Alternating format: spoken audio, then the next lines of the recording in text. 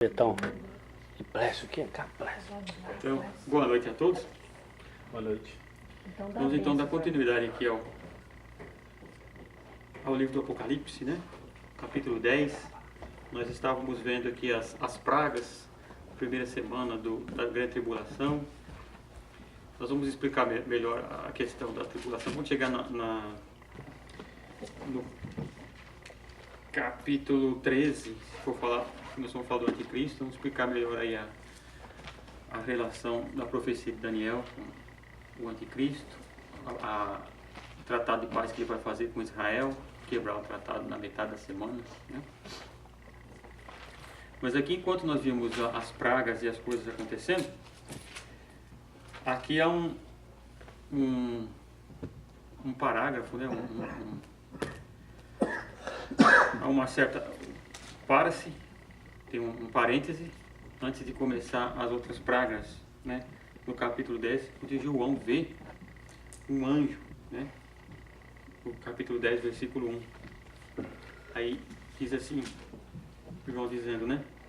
Vi outro anjo, forte, descendo do céu, vestido de uma nuvem. Por cima da sua cabeça estava o arco-íris. O seu rosto era como o sol e os seus pés como coluna de fogo. E que sempre aparece um arco-íris. Quando vê o trono de Deus, tem umas pedras como um arco-íris, né? Aqui ele vê um arco-íris por cima do anjo, mostrando a promessa de que Deus fez para Noé, que não mais destruiria a terra com as águas do dilúvio, né? Então Deus está prometendo a preservação da terra, por isso que ele diz: eis que eu vou fazer novos céus e novas terras, novos céus e nova terra, né? Que Deus vai fazer. Então aqui mostrando novamente, Deus sempre vai falando e confirmando: olha, a minha promessa está de pé, eu não vou destruir, eu vou fazer novo, né? Eu vou fazer tudo de novo. Aí diz assim: e tinha na mão um livrinho aberto, pôs o seu pé direito sobre o mar e o esquerdo sobre a terra, e clamou com grande voz, como quando ruge o leão. Tendo clamado, os 7 trovões fizeram soar as suas vozes. E quando os 7 trovões fizeram soar as suas vozes, eu ia escrevê-las, mas ouvi uma voz do céu que dizia: sela o que os 7 trovões falaram e não escrevas. Então você vê, João vê o anjo descendo do céu, põe um pé no mar, na água, outro na terra, e então João ouve os 7 trovões falarem alguma coisa. E quando ele ia escrever, ele falou: não escreva, sela, que não é para escrever agora. Então nós vemos que a palavra de Deus, né, quando Deus fala para Daniel, também sela a profecia desse livro, porque é para tempos longínquos, vai acontecer daqui a muito tempo, né? Então aqui um sinal também de que a igreja que esperava que acontecesse logo naquela época, tudo isso tinha que esperar um pouco ainda, né? Então sela, e ele não escreveu, e nós não sabemos o que foi escrito. Não é? Mistérios de Deus. Então o anjo que vinha em pé sobre o mar e sobre a terra levantou a sua mão direita ao céu e jurou por aquele que vive para todo sempre, o qual criou o céu e o que nele há, a terra e o que nela há, e o mar e o que nele há, que não haveria mais demora, mas nos dias da voz do 7º anjo, lembra que ainda tem que tocar a 7ª trombeta, quando ele estiver prestes a tocar a sua trombeta, se cumprirá o mistério de Deus, como anunciou aos profetas seus servos. Então aqui vai para a última parte da tribulação, onde vai se cumprir as profecias tanto sobre Israel, como sobre as nações e sobre a igreja também. Aqui se cumpre o mistério de Deus, né? Por isso que é um mistério, nós não sabemos e se revela no futuro. Há mistérios escritos na palavra de Deus que nós não sabemos e só vamos saber no futuro. E tem coisas que a gente nunca vai saber, porque Deus é Deus, nós somos criatura, né?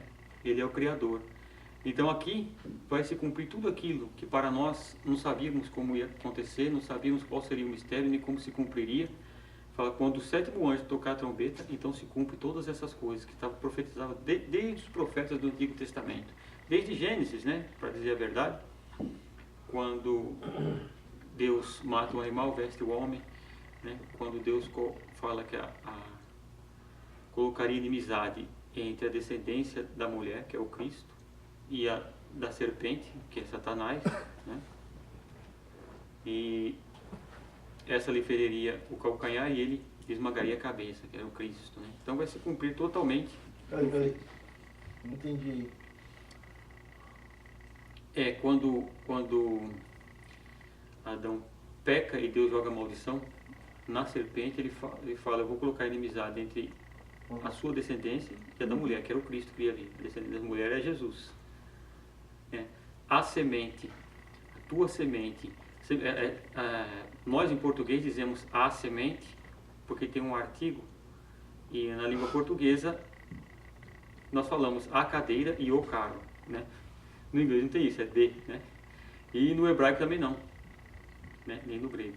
Então, semente da mulher seria o semente, no caso, o sêmen, que seria o descendente da mulher, que era o Cristo. E ele iria esmagar a cabeça da serpente, de Satanás. Né? Então, é uma coisa assim que a gente julgando simplesmente, seria o caso do homem ser inimigo da cobra. Não é nada nós falamos, não. Não é porque, tão simples assim. Não, porque no livro de Isaías diz o seguinte, que no reino de Cristo, no reino milenar de Cristo, a criança, o bebê, vai brincar na toca da víbora. Vai brincar com a víbora, não vai fazer mal nenhum. E quando, aqui no Apocalipse 12, nós formos ver a mulher e o dragão, vai dizer assim, o dragão, a primitiva serpente. Né? Ele está falando realmente de Satanás. Né? Satanás usa uma serpente. A situação em que Eva conversa com a serpente. Diz que é uma conversa, então significa que a cobra falava. Até um dia desse eu estava lá em Brisbane e um dos alunos, né, perguntou, então naquele tempo os animais falavam? Eu falei assim, se os outros animais falavam, a Bíblia não diz. A Bíblia diz que a cobra falou. Agora, a forma que Adão e Eva entendiam e se comunicavam com os animais, isso aí a Bíblia não relata, só diz que eles tinham domínio. Então, fosse a fera mais, como diz, fosse o leão ou qualquer animal assim feroz, não diz que ele teria que fugir do animal. Ele teria domínio. E disse que ele entenderia. Agora, de que forma, a única que menciona que falou, que conversou, foi a serpente. Agora, se foi só naquele momento... Porque veja como é que é interessante, né? E isso é uma coisa muito interessante, a questão da serpente falar com a Eva. Primeiro, Adão deu os nomes dos animais, eles estavam entre os animais. Agora, uma cobra falando é um negócio muito interessante, muito sobrenatural. E é o perigo da gente buscar coisas sobrenaturais, né? Porque Deus coloca o Adão ali, coloca os animais tudo direitinho, e de repente a cobra falando. Uau, que maravilha, que coisa extraordinária. E pode ver que o anticristo, ele vai iludir as pessoas justamente com muitos sinais. Ele e o falso profeta farão muitos sinais. Então essas coisas extraordinárias e muito fora da realidade nossa, que nós olhamos assim, é perigoso. Por quê? Porque pode levar as pessoas a um erro. Assim que o Satanás sempre fez assim, porque Satanás, ele não vai levar para nós somente a palavra, porque se levar a palavra de Deus, ele vai cair. Como é que ele tentou o Cristo, né? Ele chegou para o Cristo e falou, olha, se você é o Filho de Deus, transforme essa pedra em pão. Né? Desafiando. Primeiro ele desafiou, né? Agora há pouco a gente leu aqui a questão do sobrenatural. Saul consultou a Deus, não respondeu. Aos profetas, não respondeu. Então ele falou, vou ter que dar um jeito. Aí ele procurou uma bruxa. Procurou a bruxa. Tá? Para falar algo do outro mundo falar. Isso acontece muito. Isso foi perigo. Muito Saul. Eu sei por que ele... Porque Deus já dava tinha... uma resposta. Porque ele estava numa situação de confronto, de medo, porque ele enfrentava O exército Você tem uma guerra, né? O mesmo exército dos filisteus de Golias, só que isso aí já depois, já no final da vida dele. Os palestinos. Os palestinos. Só lá da faixa de Gaza. E essa questão do sobrenatural, como é que isso é colocado na cabeça das pessoas? Todo momento. Essa semana, final de semana eu acho, a Marúcia botou um filme, um desenho, para a gente assistir, certo? Botou lá, começamos a assistir. O nome do desenho é Moana. Eu comecei a ver ontem. Exatamente. Muito bom. É. Tô gostando, tô assistindo. De repente, na hora do filme, ganhou um 10. A velhinha, a avó dela, que morreu, na hora que ela ficou no sufoco, no mar, a avó dela apareceu. O espírito veio, saiu do mar, apareceu, deu os conselhos para ela, ela abraçou o espírito, né? Abraçou a vozinha, e aquilo causa um prazer, né? Induz as crianças, né? Causa uma satisfação muito grande, né? E o problema da Moana foi resolvido. Computação gráfica de primeira, filme de qualidade, coisa muito boa, certo? Mas no terceiro quarto, no quarto quarto, né, no último quarto, né, entrou essa questão já da espiritualidade, da coisa sobrenatural para resolver o problema dela. E foi resolvido, tá? E deu tudo certo. Solução de problemas e coisa sobrenatural. Isso é muito perigoso. É assim que o Satanás, o anticristo, vai levar muita gente. E é assim que ele ilude as pessoas hoje, né? As pessoas querem uma solução. Mas Deus às vezes não quer dar a solução. Ele quer ensinar a pessoa através daquele problema. Eu vou te ensinar, né? Você faz uma arte quando você é criança. Sei lá, roubei laranja do meu vizinho. Qual seria a solução? Ou culpar alguém, ou ninguém saber, foi descoberto, ou disser que não foi você. É uma solução. Mas como é que você vai aprender? Passando pelo problema. Teu pai chegando para você, te castigando, te ensinando que não é aquilo. Mas nós agimos pior que criança. Nós queremos, né? Não quero passar por isso, eu quero a solução. E é aí que Satanás vem com a mentira, com o engano e com o sobrenatural. Então é muito perigoso. Uma cobra falando, você vai ficar, ó, você imagina, você está andando, de repente você vê um gato falando, um cachorro falando, você chega a perguntar, ele fala, né? E foi assim que a serpente iludiu a Eva. Então é preciso tomar muito cuidado, né, com essas coisas. Os mistérios de Deus ficam mistérios para nós não precisamos se preocupar porque vai ser revelado. Satanás não, ele quer ali fazer algo sobrenatural, mostrar algo sobrenatural, né? E assim vai indo, assim ele vai... É entender aonde está que você deve continuar batendo na pedra e aonde está que você não tem condição mais. Isso aí que é a parte mais difícil. Lembrei aqui agora, um caso que teve problema aqui para nós e tal, foi aquele negócio do Telex Free. Eu conversando com o Rogerinho, posso falar o nome, não tem problema. E ele ficava chateado comigo, porque eu falava, Rogério, isso não tem cabimento. Muito fácil, isso não existe, tal. Eu falei, mas você quer ver eu trabalhando a vida inteira, que não sei o que, não sei o que lá. Quer dizer, você vê que é uma situação que difícil, atrai as pessoas para o pai. Envolve mesmo. Envolveu muita gente. E ele é uma pessoa que tem um coração bom, mas viu ali uma facilidade. E aonde que você também tem que parar de bater, porque tem uma hora que você está batendo no lugar errado. Esse que é a confusão do humano, sofre com isso, porque tem hora que tá duro, mas você não, vai, e já passou da hora. Já que tem um professor meu que fala assim, quando você não souber o que fazer, faz o que tem que fazer, só e deixa o resto que vai se resolver, uma hora vai se resolver, né? Então, mas esse impasse na nossa vida, de saber o que não fazer, da dúvida, é comum a todo ser humano, Assim. E nós temos que viver assim, nós vivemos assim, porque assim é o mundo, porque só Deus sabe de todas as coisas, nós não sabemos às vezes. Às vezes tem uma decisão que você fala, será que eu faço isso? E você tem que tomar a decisão. E você não sabe o que tomar a decisão. Aí você analisa daqui, analisa dali, as duas são boas, ou as duas são ruins. Você tem que orar a Deus e tomar uma decisão e esperar em Deus só. Mas é comum do ser humano viver assim, não na dúvida. Vamos para René Descartes, né? René Descartes que tinha dúvida, o método da dúvida. Não é esse tipo de dúvida. É que às vezes não sabemos. Porque nós não sabemos o futuro, não sabemos amanhã, né? Por exemplo, quando nós tomamos a decisão de vir para os Estados Unidos, será que a gente sabia que tudo ia acontecer no nosso vida, tudo que aconteceu todo esse tempo? Não sabíamos. Mas saber a hora de parar, isso que eu estou falando. Muito difícil. É uma situação muito complicada. É muito complicado. Aí vem alguém e te dá uma solução. Num momento difícil. Se torna uma pessoa, que queira ou não, uma pessoa amigável. Claro. Isso. E eu vi Esse camarada faz humor, tal, fazendo humor, dizendo que estava pedindo para Deus mandar pão e tal, e o macumbeiro vai lá e leva comida para ele. Né? Eu vou levar comida para esse cara e vou falar que foi o Satanás que mandou, né? Ele chegou na casa dele e falou assim, deu comida e falou assim, que benção, trouxe comida para mim e tal. Eu falei, você sabe quem mandou? Eu não preciso saber não, eu sei que foi Deus que mandou, porque quando Deus manda, até o diabo obedece. Então, quer dizer, tem coisas que nós somos de Deus, a gente fica tranquilo. E uma coisa que nós devemos ter em mente é o seguinte, é que nós vamos errar. Isso nós vamos. A gente tenta não errar, mas nós vamos. E Deus mostra pra gente, tá vendo, meu filho? Se não é a minha misericórdia, você vai errar. Quantas vezes, às vezes, você não faz uma coisa e fala, não devia ter feito, isso é errado. Não devia ter falado. Ou não devia ter falado, né? Que é o meu caso.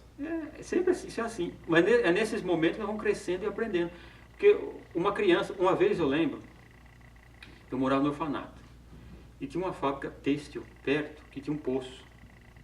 E nesse poço tinha rã. E a molecada ia lá. E era proibido. Vocês não podem ir lá porque aquele poço é perigoso, você vai cair lá. Mas você falar que não pode para a criança é o mesmo que falar que pode. Estimular. Vai eu e meu irmão lá. Vamos lá. Rapaz, era uma tabuinha assim para você passar em cima do poço, né? Eu passei, tô lá. Daqui a pouco eu escorreguei. E meu irmão ficou apavorado, estica a mão e sai. Nunca mais fui. Olha que lição. Podia ter morrido afogado, né? Mas nunca mais fui. Mas são coisas, nós adultos continuamos assim, às vezes não sabemos que não pode fazer, mas às vezes precisamos passar pela situação para aprender. Porque nós sabemos que não pode, mas o nosso corpo pecador, Paulo fala, eu vejo que em mim, ou seja, no meu corpo, não há nada de bom, não há mesmo. Nós tendemos ao pecado, né?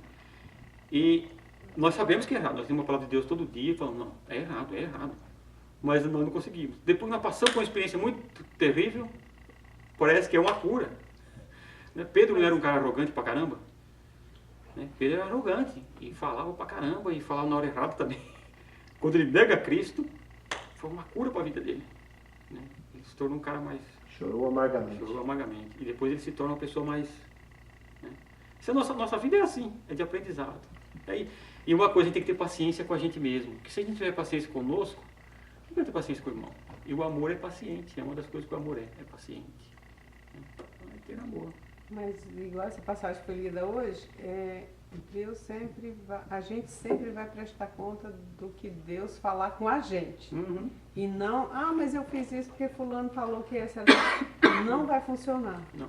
Porque quando Eva comeu o fruto e deu para Adão, Deus, quando veio na virada do dia, ele chamou Adão. Ele já sabia tudo que tinha acontecido. Exato. Então eu escondi, mas por que você escondeu? Ele não foi perguntar para Eva. Então Deus nunca vai cobrar da outra pessoa aquilo que ele direcionou para mim, né? Mesmo que eu tenha sido induzida ou não vigiei, eu fiz a opção porque alguém me convenceu, ele não quero saber. Eu falei para você. Em nenhum momento a gente vê em Gênesis o Senhor pedindo prestação de contas para Eva. Prestação para ele. É o caso da submissão da mulher. Porque muitas vezes a gente não entende isso. Né? Exato. Que Deus vai cobrar do homem. Vai cobrar do homem como sacerdote do lar o domínio e a autoridade. Se a mulher está fazendo e alguma coisa fora, ela vai prestar conta da parte dela. E a gente vai prestar conta do que a gente fez com orientação e com concordância do esposo. Uhum. Aquilo que fez em desarmonia ou em subordinação, nós vamos prestar conta. Eu imagino hoje a Sara diante de Deus. Tá vendo, Sara? Se não tivesse dado a egípcia para o Abraão, não tinha esses árabes aí perturbando vocês. Imagina. São coisas que nós vamos realmente prestar conta. Mas a mesma coisa, tentou uma saída, né? Uma saída fora. Ela não acreditou. Uma das saídas fáceis. Não quis esperar o tempo, né? Às vezes a gente não tem, assim, a nossa fé parece que não alcança o tempo que a gente precisa, né? Mas veio desde sempre, né? Desde sempre. É o ser humano, esse é o pecado. Né? Isso vai ter solução no final. Ok? Aí diz João assim, então a voz que eu do céu tinha ouvido, versículo 8 do capítulo 10, tornou a falar comigo e disse, vai, e toma um livrinho aberto da mão do anjo que está em pé sobre o mar e sobre a terra. Fui, pois, ao anjo e lhe pedi que me desse o livrinho. Disse-me ele, toma-o e come-o. Ele fará amargo o teu ventre, mas a tua boca será doce como mel. Vê que lá os profetas do Antigo Testamento, Jeremias, Ezequiel, também é a mesma coisa, mandou come o livro, né? E aí diz assim, então foi-me dito, importa que profetizes outra vez acerca de muitos povos, nações, línguas e reis. Então você vê, aqui é o paradoxo de pregar a palavra de Deus, ou de trazer a palavra de repreensão e de punição. João comeu para profetizar ainda, ia ter a segunda parte ainda da tribulação, ia continuar. Não leu o 10, não. É? O 10 antes do 11, você pulou. Versículo 10? É. Tomei o livrinho da mão do anjo e comi. Na minha boca era doce como mel, mas tendo-o comido, o meu ventre ficou amargo. Não é? É o paradoxo. A palavra de Deus é doce como mel para pregar, mas às vezes ela traz a palavra de juízo. Ou seja, no estômago é amargo. Então são as duas coisas. A palavra de Deus, ela é assim, ela tem que ser falada. Às vezes, eu acho que a coisa mais difícil, por um exemplo, uma pessoa que tem um ministério pastoral, por exemplo, chegar para a pessoa e dizer para ele o que tem que ser dito. É muito, tem que ter um chamado de Deus, porque vai chegar e dizer, ó meu filho, você está errado, a Bíblia diz assim, assim, assim, e o resultado vai ser esse, esse e esse. O problema é o pastor não é santo, né? Ele nunca é santo. Então, para ele chegar para uma pessoa, mesmo ele não sendo santo, por isso que ele vai dizer, ó, não sou eu que estou falando, né? É por isso que ele fala, não sou eu que estou falando, está aqui, ó. Eu também já passei por esse problema, né? Já me dei mal por causa disso, né? Então, é o dilema da pregação, né? Então João come o livrinho e na boca dele era doce, que é a palavra de Deus, mas ia trazer juízo para os povos e reis e nações, o amargo, né? Então a palavra de Deus é assim, por isso que ela é uma espada de dois gumes, né? Ela corta para os dois lados, penetra até a divisão da alma, né? Você vê que quando às vezes você está ouvindo uma palavra e vai de encontro àquilo que você está fazendo de errado, dá vontade de se largar e ir embora, né? Na pregação, vou embora porque parece que alguém sabe da minha vida aqui, né?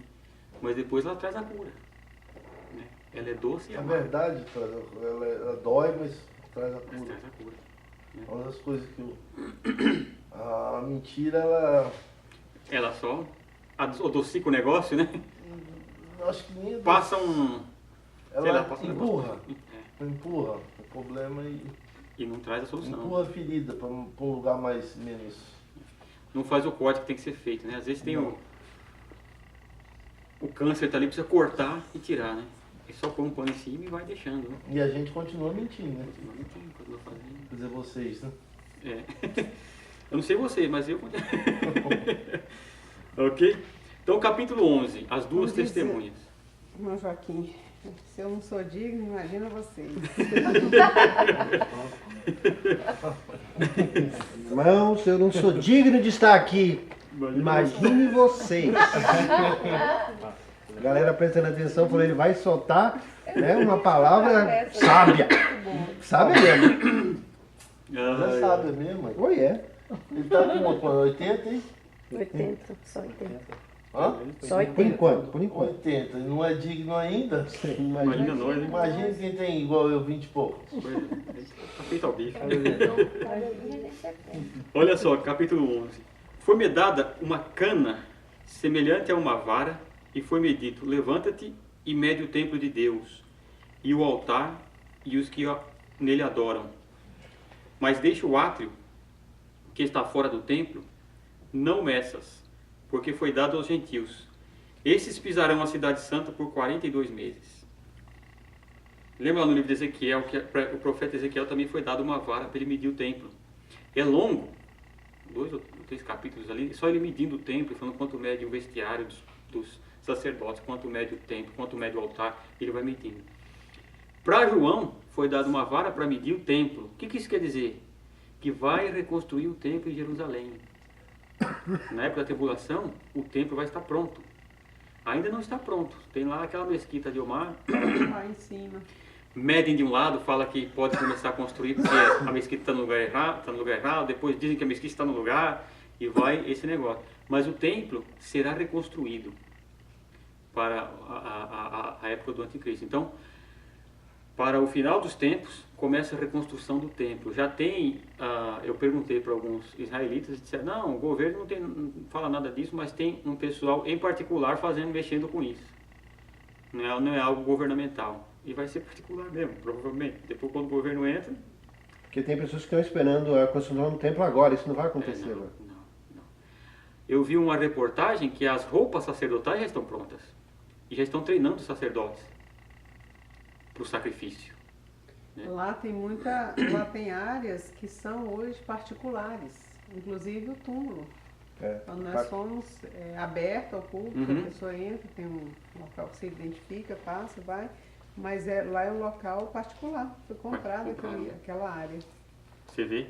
Só que eles mantiveram, né? Mantiveram o túmulo aí.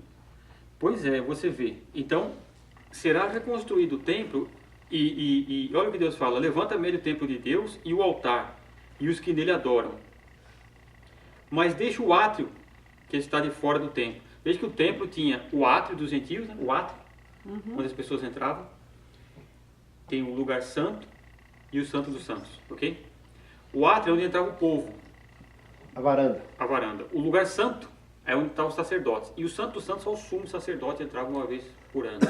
E no átrio fazia o sacrifício. No átrio ali fazia o sacrifício.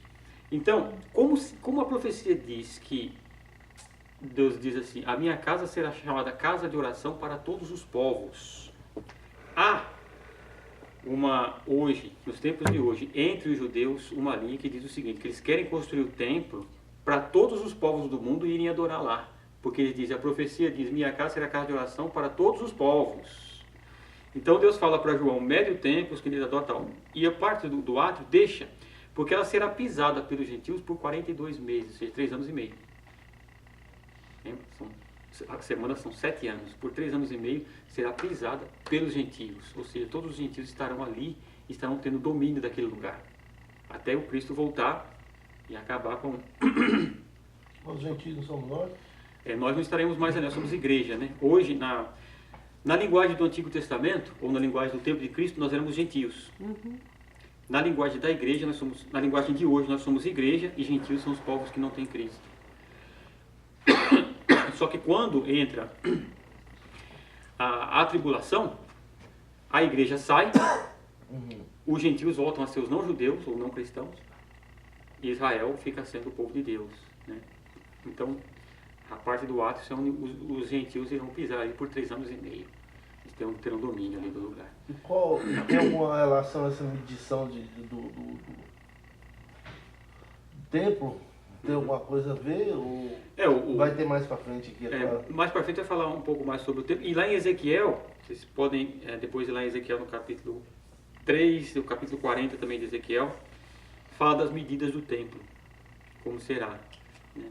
Então, quando o João fala que foi lhe dado uma vara para medir o templo, significa que ele será reconstruído de novo. E está lá em Israel, o templo. Eles não falam, tem um pastor, como é o nome dele? Aquele que sempre dá palestra lá na... Ele fala que, não sei se é uma das cores do talit, não tem umas cores, um tom de azul, que é feito de um caramujo, que é recolhido do mar, não sei aonde. Diz que esse caramujo já está surgindo. Voltando de novo, né? Voltando, porque ele tinha desaparecido. Então essa cor original que faz aqueles riscos do talit, agora daqui a um tempo vai ser possível fazer naquele tom. Que antes não tinha como fazer porque não tinha como extrair a cor daquele caramujo. Ele era feito da casca desse caramujo. Esse caramujo agora que estava praticamente extinto está retornando novamente. Está surgindo de novo em Israel. Para fazer o quê?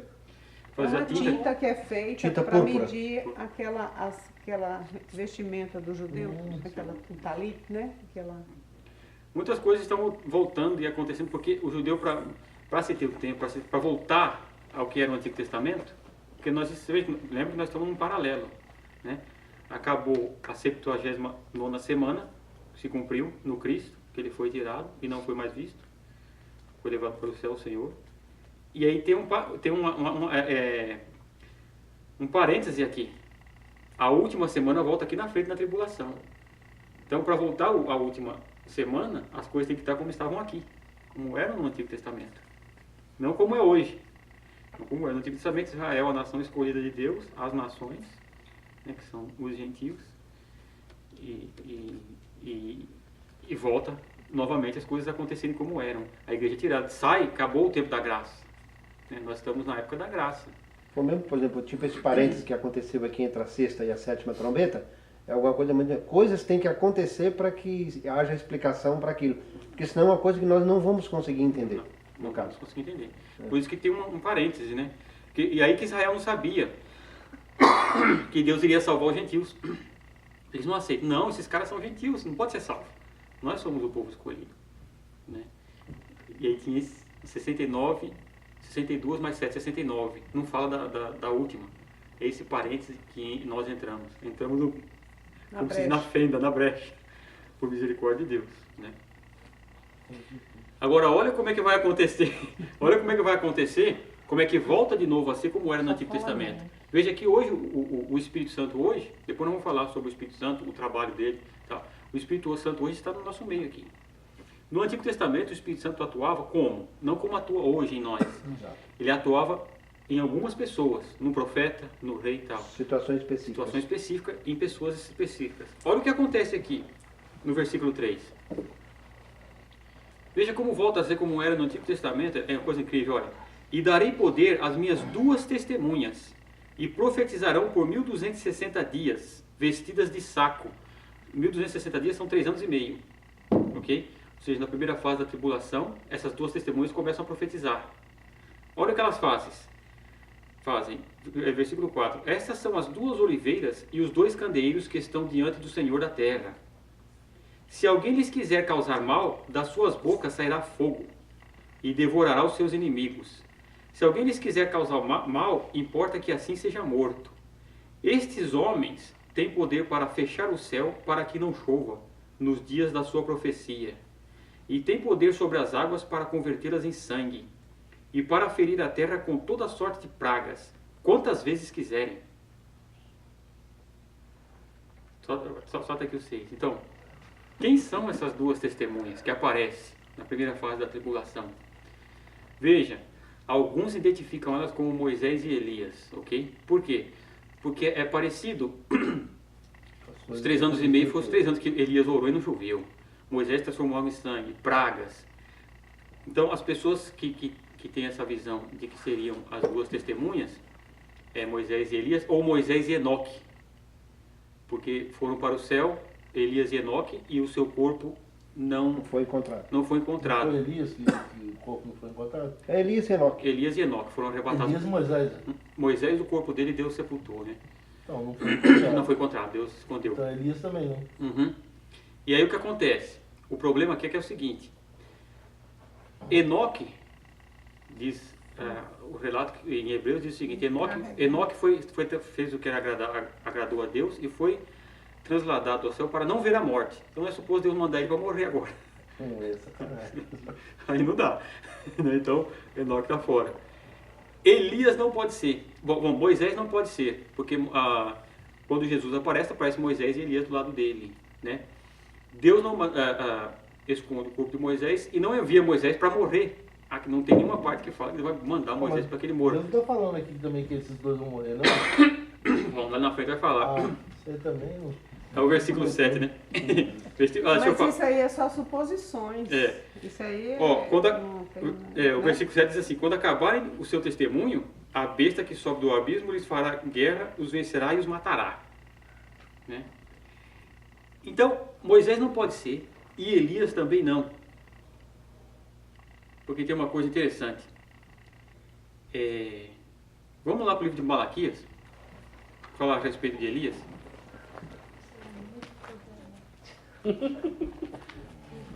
Capítulo 4. Malaquias, capítulo 4. Malaquias está entre Gênesis e Apocalipse. É o último, antes de começar o novo. Ai, Matheus, você acha muito? Vai, Matheus, você acha de boa duas coisas? O que você acha? Olha só. Ainda não. Fala sobre o dia do Senhor. Importante saber que o dia do Senhor não é um dia, é um período de tempo, ok? O dia do Senhor pode ser tido como o tempo da tribulação ser chamado o dia do Senhor. Capítulo 4 diz assim: certamente aquele dia vem, arderá como fornalha.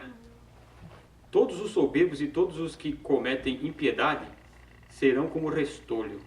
E o dia que está para vir os abrasará, diz o Senhor dos Exércitos, de sorte que não lhes deixará nem raiz e nem ramo. Mas para vós que temeis o meu nome, nascerá o sol da justiça, trazendo salvação debaixo das suas asas. E saireis e saltareis como bezerros libertos da estrebaria. Pisareis os ímpios, porque se farão cinza debaixo das plantas de vossos pés, naquele dia que preparei, diz o Senhor dos Exércitos. Lembrai-vos da lei de Moisés, meu servo, a qual lhe mandei em Horebe, para todo Israel os estatutos e os juízos. Vede, eu vos enviarei o profeta Elias, antes que venha o dia grande e terrível do Senhor. Ele converterá o coração dos pais aos filhos e o coração dos filhos aos pais, para que eu não venha e fira a terra com maldição. Então, antes do grande dia do Senhor, Elias virá. Então, alguns pensam que essas duas testemunhas é o Elias, uma delas é o Elias, porque Deus disse que enviaria o Elias, o profeta Elias, antes do grande dia do Senhor, para converter o coração dos pais aos filhos, dos filhos aos pais, para que Deus não fira a terra com maldição. Isso é uma profecia dita aqui no livro de Malaquias. Agora, vamos lá para o Evangelho de São Lucas, capítulo 1. Capítulo 1, versículo 17. Olha que coisa interessante que é a palavra de Deus, né? Lucas, capítulo 1, versículo 17. Opa.